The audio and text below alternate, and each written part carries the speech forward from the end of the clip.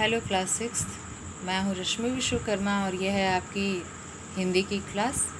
आज की कक्षा में हम लोग वाटिका बुक पढ़ेंगे और इस बुक का 6th चैप्टर जिसका टाइटल है राजकुमारी रत्नावली, इसको आज हम लोग पढ़ेंगे।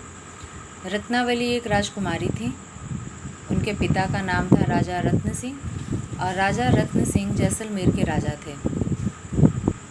एक बार क्या हुआ कि राजा रत्न सिंह को युद्ध के लिए बाहर जाना था, तो युद्ध के लिए तैयार हो गए, लेकिन अचानक वो चिंतित होकर बैठ गए। सेनापति ने उन्हें देखा तो पूछा कि महाराज, आप किस बात के लिए चिंता में हैं? तो राजा रत्न सिंह ने कहा कि आज यदि मेरा एक पुत्र होता तो मैं अपने महल की जिम्मेदारी उसे सौंप कर निश्चिंत होकर युद्ध के लिए जा सकता था। तो मैं युद्ध के लिए जब चला जाऊंगा तो मेरे महल की रक्षा कौन करेगा? सेनापति ने कहा कि महाराज, राजकुमारी रत्नावली पूरी तरह से सक्षम है, उन्हें युद्ध की शिक्षा भी आपने दी है, वो पूरी तरह से सक्षम है कि वो महल की रक्षा कर सकें। तो राजा रत्न सिंह ने कहा कि ठीक है, लेकिन वो बच्ची है और उसके पास अभी अनुभव नहीं है। और राजा रत्न सिंह ने यह भी कहा कि हर समय यवनों के आक्रमण का डर लगा रहता है। यदि यवन ये जानेंगे कि मैं राजमहल में नहीं हूँ तो हो सकता है कि वो आक्रमण कर दें। तो राजकुमारी बिना अनुभव के उनका मुकाबला कैसे कर सकेगी? तो सेनापति और राजा रत्न सिंह की बातें पीछे से रत्नावली सुन रही थी। वो आगे आई और राजा रत्न सेन से बोले कि हाँ पिताजी, मैं ऐसे हालत में यवनों से अपने किले की रक्षा कर सकूंगी। आप निश्चिंत होकर युद्ध में जाइए।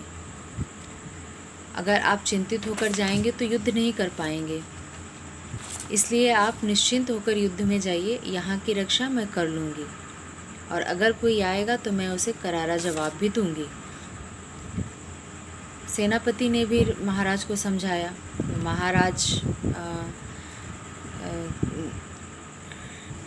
महाराज ने अपने आप को समझाया और युद्ध के लिए चल दिए।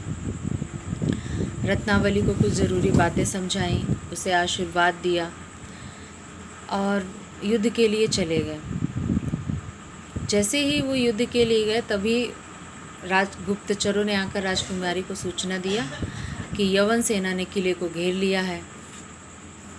अब राजकुमारी इतना सुनते ही सैनिक का वेश धारण की और किले में 7 दरवाजे थे, उन्होंने 7 दरवाज़ों को बंद करने का आदेश दे दिया। 7 दरवाजे बंद कर दिए गए।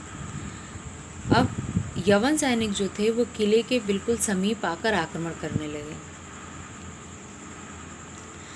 वे चाहते थे कि किसी भी तरह से हम किले के अंदर चले जाएं, लेकिन जो राजकुमारी रत्नावली थी उन्होंने क्या किया कि किले के ऊपर की दीवारों पर चढ़ के पत्थर फेंकने लगे, गरम तेल खौलाकर फेंकने लगे। तो इससे क्या हुआ कि यवन सेना थी थोड़ी परेशान होकर पीछे की हर तरफ हट गई। पीछे ज़रूर हटी, लेकिन उसने महल का घेराव नहीं ख़त्म किया, मतलब महल को घेरे रहे। बहुत दिन बीत गए।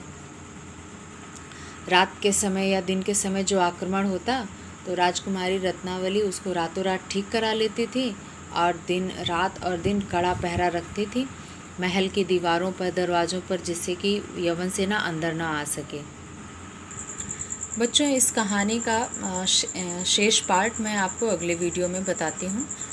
तब तक के लिए थैंक यू सो मच।